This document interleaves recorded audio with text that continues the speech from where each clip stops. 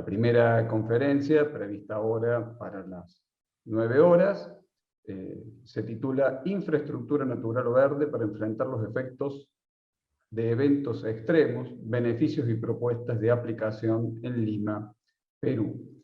La misma estará a cargo de Sandra Villacorta Chambi.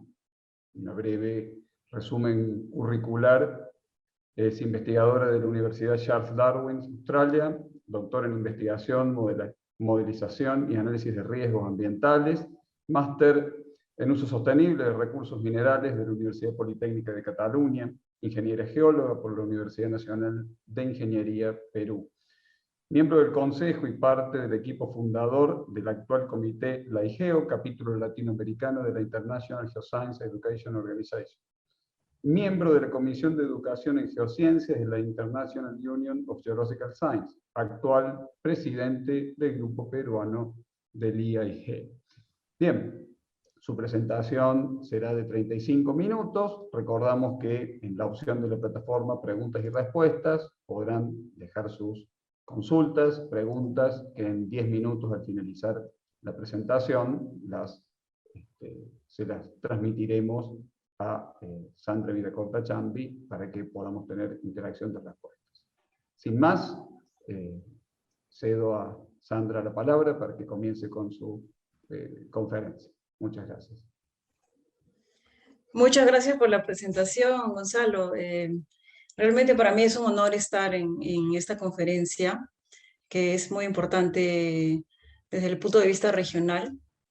Y, como no, gracias a la invitación de Jorge, porque...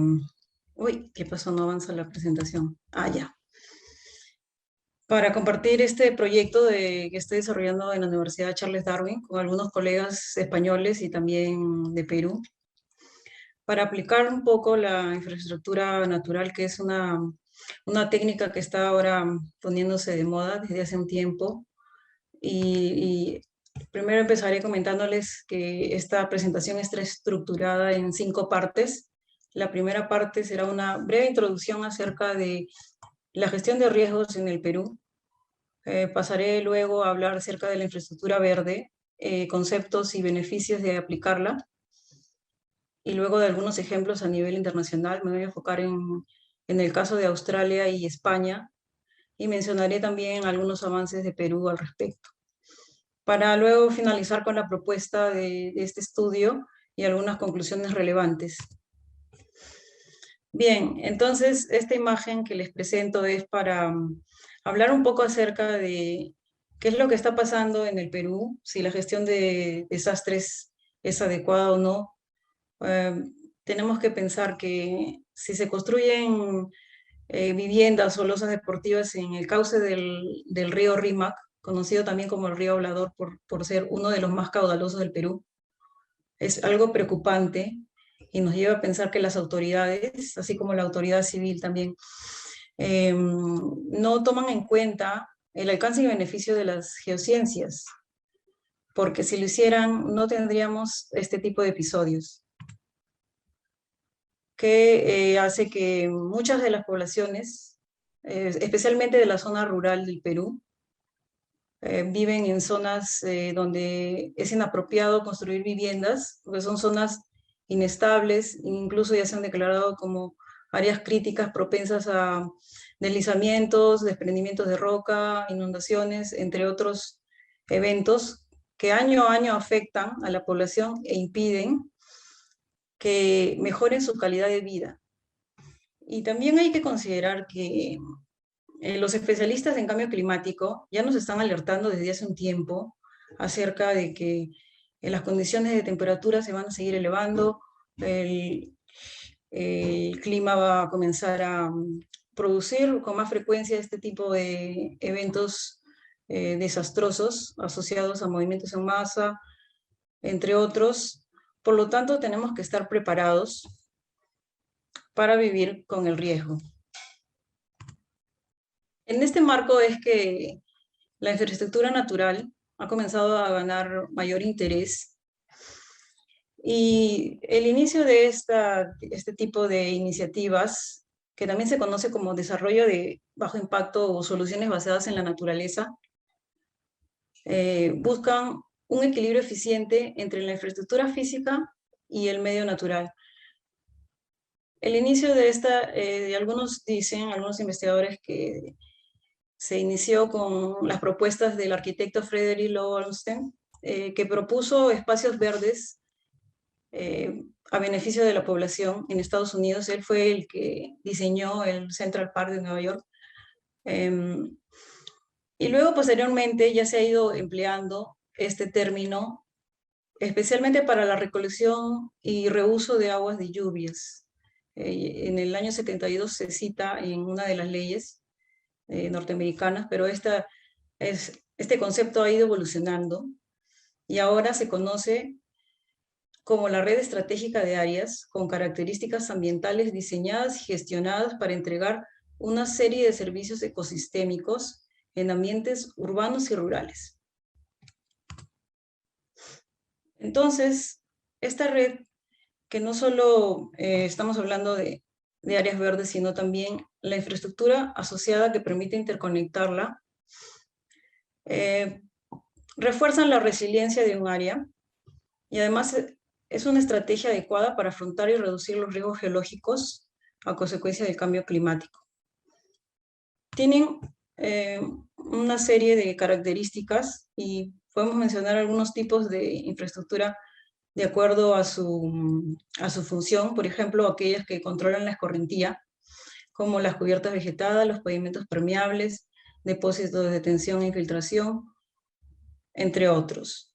Y aquellas que filtran y tratan las aguas servidas, por ejemplo, como los jardines inundables y los biofiltros. Y hay otro tipo de infraestructura que está diseñada para incorporarse a la ya tradicional infraestructura gris, como por ejemplo los humedales artificiales o las zanjas y pozos de infiltración. Y acerca de sus beneficios, podemos mencionar que hay muchos, hay un sinnúmero de ellos. No me voy a poner a leer todos porque va a ser aburrido, pero tiene una serie de beneficios ambientales y sociales. Los ambientales referidos a la recuperación de los espacios y los ecosistemas, y los sociales asociados a la calidad de vida de la población. Entonces, ahora pasamos a los ejemplos de la aplicación. He tomado el caso de la cuenca Murray-Darling en Australia, porque es muy interesante qué es lo que ellos han estado aplicando en el pasado en esta cuenca.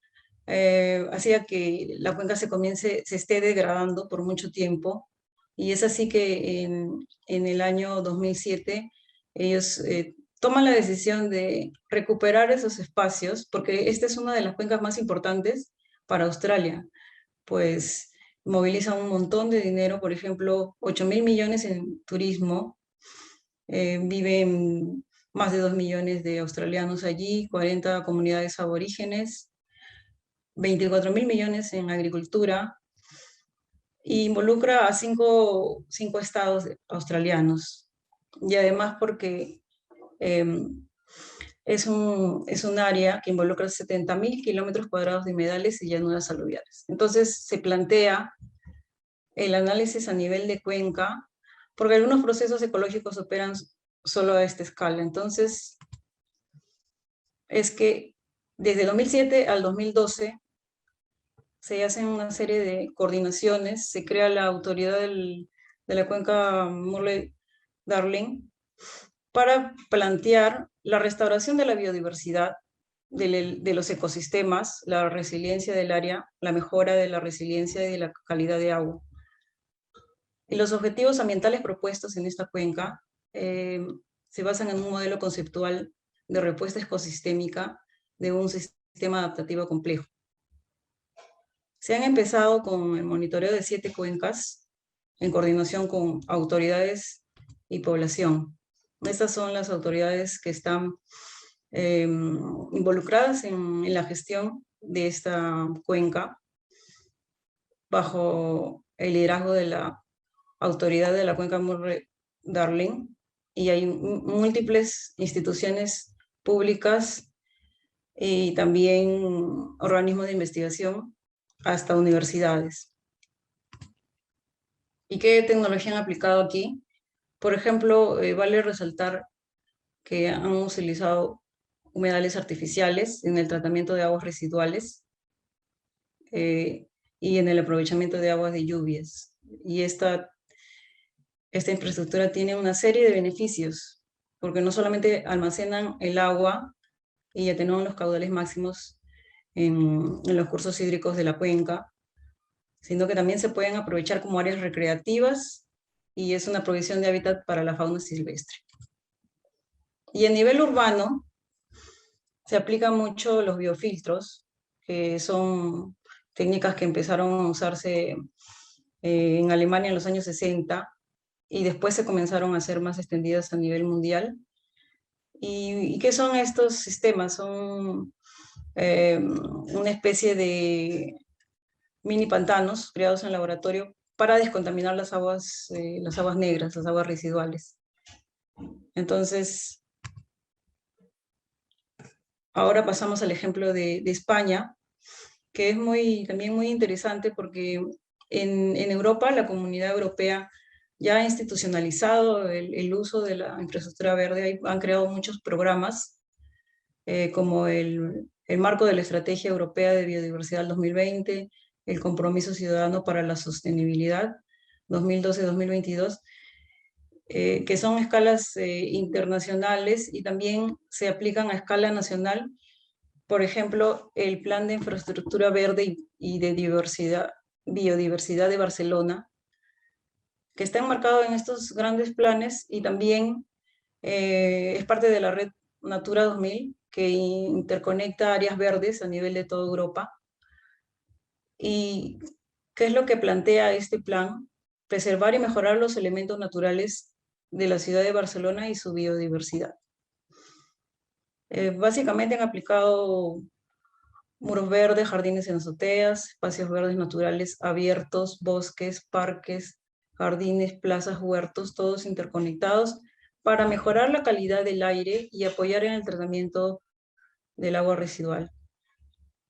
Aquí también se trabaja de manera coordinada con la comunidad para abordar la adaptación al cambio climático de la ciudad de Barcelona. Y también está esto enmarcado en otro tipo de estrategias nacionales como la Estrategia Nacional de Restauración de Ríos, que tiene unos programas muy interesantes, por ejemplo, el programa de voluntariado de ríos, que promueve la limpieza de cauces con apoyo de la comunidad. Este ejemplo es muy interesante, muy bonito, que por eso he puesto estas diapositivas, porque me parece muy importante tomar en cuenta cómo ellos están utilizando este tipo de áreas para educar a la población, para informar, sociabilizar información sobre el patrimonio natural y la importancia de restaurar los ríos. Incluso en algunos sectores han comenzado a demoler los canales con la idea de recuperar el cauce natural de un río. Y como parte de este programa de voluntariado también se lleva a cabo una escuela de alcaldes, especialmente para enseñarles a ellos cómo se deben usar por ejemplo, los planes de riesgo por inundaciones, explicarles la evolución geomorfológica de un río, entre otros. Entonces, la autoridad así más concientizada está más,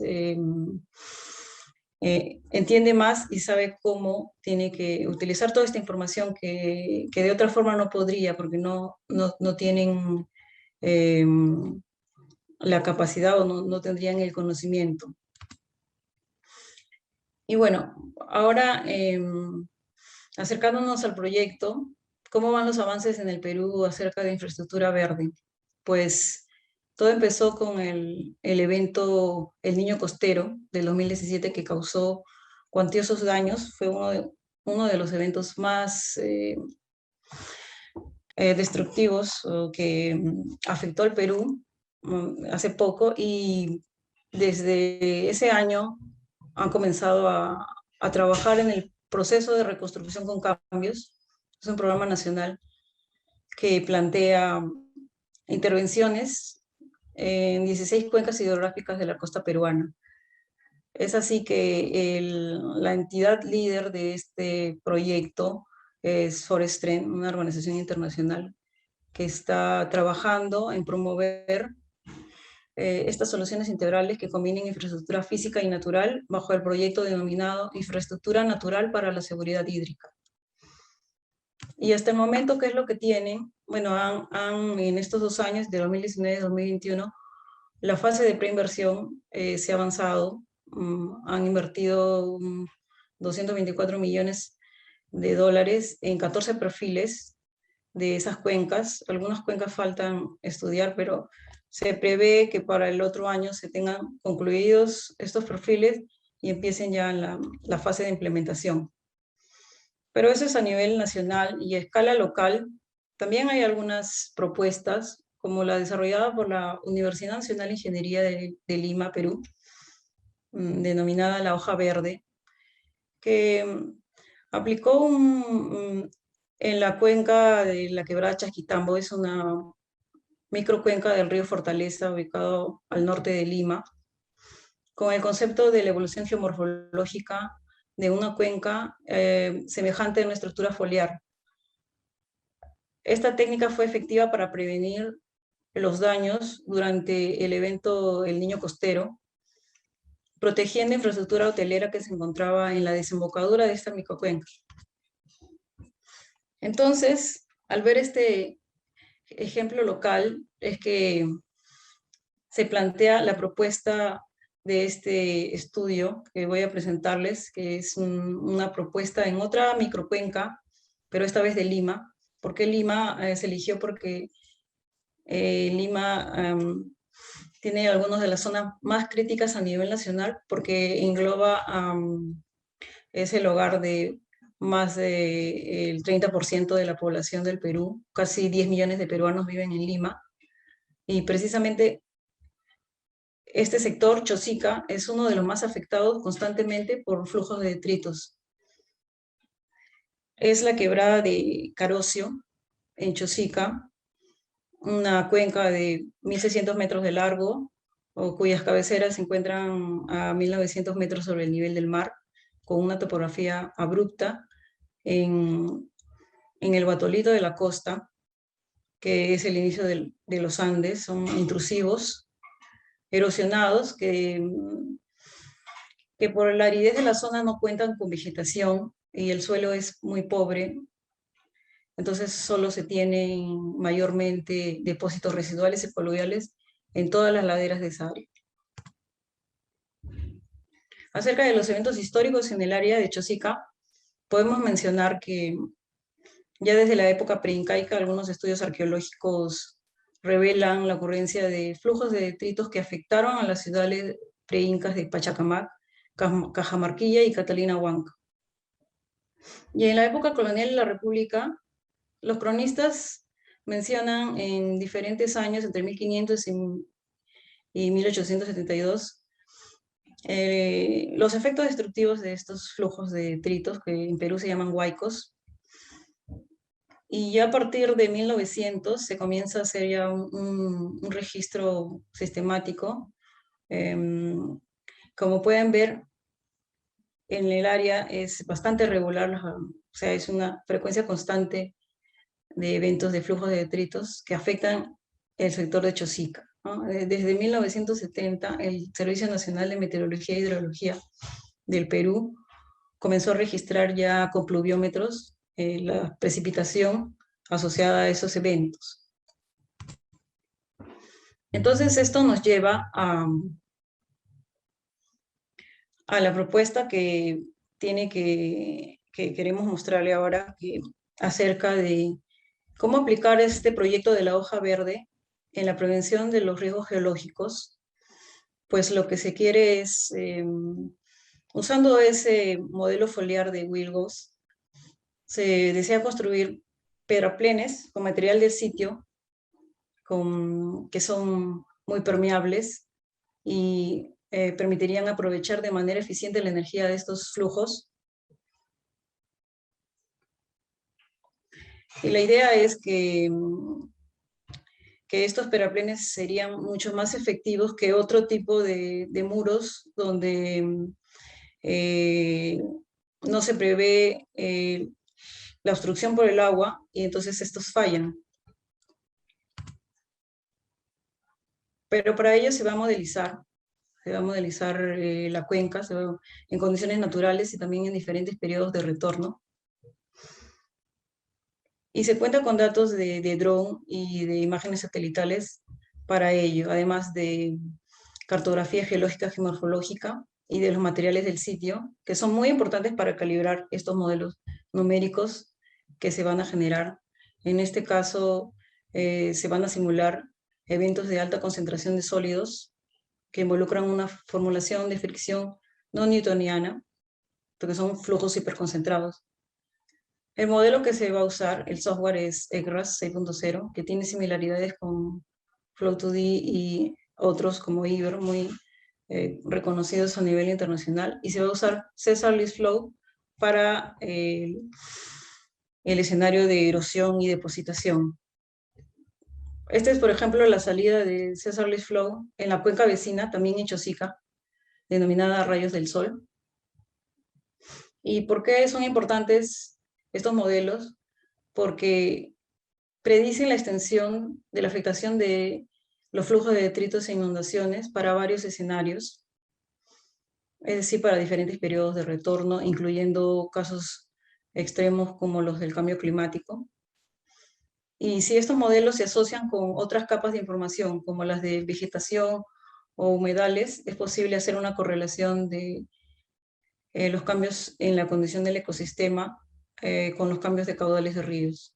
Toda esta información es muy importante para el análisis de riesgo, para los planes de gestión, para priorizar la inversión y que no se malgaste el dinero en obras que no son efectivas, y también para desarrollar normativas de implementación en la gestión de riesgo en ese sector. Ese es el mapa de procesos. En color rosa podemos ver los procesos más antiguos, y en los colores rosa oscuro y fucsia, los procesos más modernos de 2012, 2015, 2017. Como ven, estos se han canalizado, y en la parte baja, ¿por qué tienen esa disposición? Porque aquí es donde está asentada la población y los flujos no han tenido por dónde ir más que por las calles. Entonces, como ven en las imágenes, en la foto de la parte superior, esta es una foto de la cabecera de esta cuenca. En este sector ya se habían construido no solo diques, sino también mallas, que en eventos posteriores se colmataron. Entonces no ha sido eficiente este sistema. ¿Por qué? Porque tenemos en la parte media, y bueno, en casi todas las laderas, estos depósitos que vemos en C, residuales, producto de la meteorización esferoidal, que luego estos se van fracturando y cayendo y movilizando por la escorrentía y por efecto gravitacional, encauzándose en los flujos. Quedan allí de manera temporal, porque cuando hay una lluvia estos son removidos, y pasa lo que vemos en la foto inferior, que ante el corto recorrido de esta quebrada abrupta, bajan con mucha violencia y fuerza, destruyendo todo a su paso. Esa es una foto tomada posterior al evento del 2015 en ese sector, y como ven aquí habían escaleras y pistas, que todo fue destruido. Entonces en el proyecto que se plantea, no solamente se van a incluir los terraplenes con una distribución dendrítica, sino también se quiere incluir el esquema de los andenes y las amunas, porque estas se asemejan a las técnicas empleadas en la cuenca Murray-Darling, pero son de bajo costo. ¿Y en qué consisten estos andenes y terrazas? Bueno, esas son ya técnicas ancestrales aplicadas desde la época preincaica, que contribuyen a un mejor control de la erosión, pudiendo reducir hasta un 90% la pérdida de suelos. son particularmente importantes en zonas áridas como las que he presentado de Chosica, donde los suelos son poco profundos, a diferencia de zonas más húmedas, donde los suelos pueden exceder los 2 metros. Y su efectividad se ha probado, como mencionaba, en infraestructuras pre-incas e incas, por ejemplo, la ciudadela Machu Picchu. Ha demostrado ser muy eficaz para prevenir movimientos en masa, y no solamente por efectos de lluvias intensas, sino también por terremotos, porque esta es una construcción que es reconocida por ser sismo resistente. Y las amunas, ¿qué son las amunas? En quechua, amuna significa retener. Estas son estrategias de gestión del agua, desarrollada también por ingenieros incas, que lo que pretendían era retener el agua en la parte alta, infiltrarla en los acuíferos y aprovecharla en zonas más accesibles, en la parte baja de las cuencas, ¿no? Para su uso en la estación seca. Bueno, otras técnicas, que esto no se va a usar en el área de estudio porque estas son técnicas en zonas de altoandinas, pero la quiero mencionar porque esto también es bien interesante, el uso de los bofedales y las turberas, porque estos previenen el escurrimiento en la parte baja, por su alta cantidad de materia orgánica. Además es muy importante para limpiar también el agua.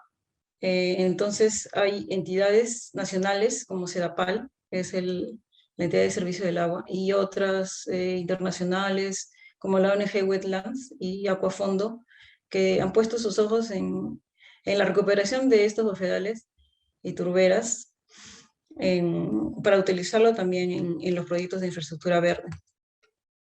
Entonces, ¿qué se espera de esta propuesta? Los resultados esperados son los modelos numéricos por flujos de detritos e inundaciones para diferentes periodos de retorno, considerando un extremo como de cambio climático, así como un plan de acción específico con la ubicación de los pedraplenios, las amunas y los andenes, para contribuir de manera efectiva a la gestión de desastres y replanificación del uso del suelo en Chosica, el distrito más afectado de Lima por este tipo de procesos. Por ejemplo, este es un plan propuesto para la cuenca vecina, en el que se consideró otro tipo de tecnología, pero más o menos esto es lo que se prevé como resultado para la cuenca de la quebrada Carocio. Bueno, en conclusión, hemos visto que la infraestructura verde contribuye a reducir la erosión, la escorrentía, a prevenir la contaminación y a mejorar la calidad de vida de la población.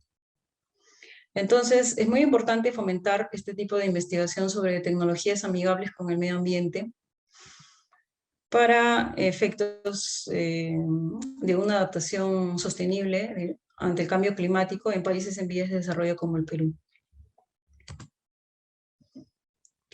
Los estudios de ingeniería son muy importantes porque permiten abordar de manera más efectiva la actuación frente a peligros geológicos que afectan a la población y a sus actividades económicas.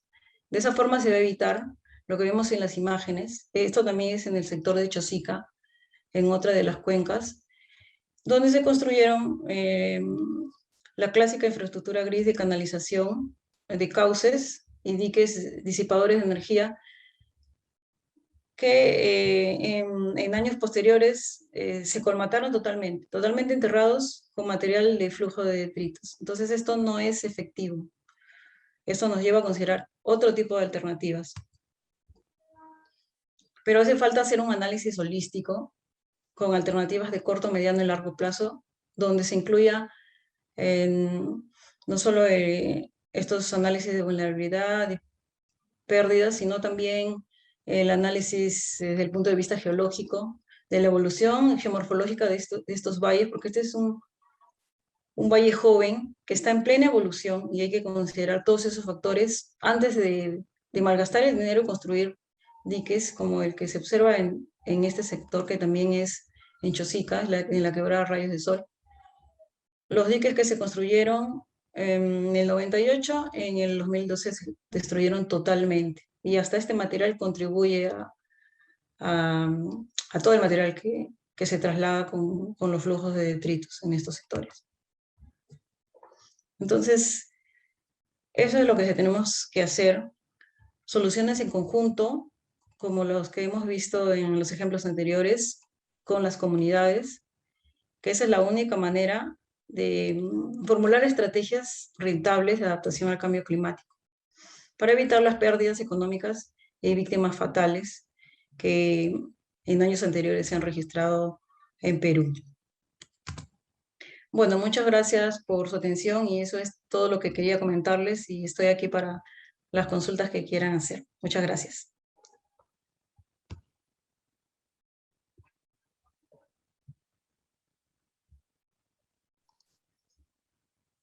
Muy bien, muchísimas gracias, Sandra, por esta presentación, muy interesante. Tenemos aquí una consulta que la voy a leer. Muy interesante la presentación, felicitaciones. Para el caso de Chosica, ¿se ha evaluado el costo de relocalizar la población e infraestructura para disminuir la vulnerabilidad y por ende el riesgo? Esa es la consulta que te dejan. Esa es una pregunta muy interesante. Realmente, yo también me pregunto por qué no se ha evaluado eso. Año a año se evalúa nueva infraestructura.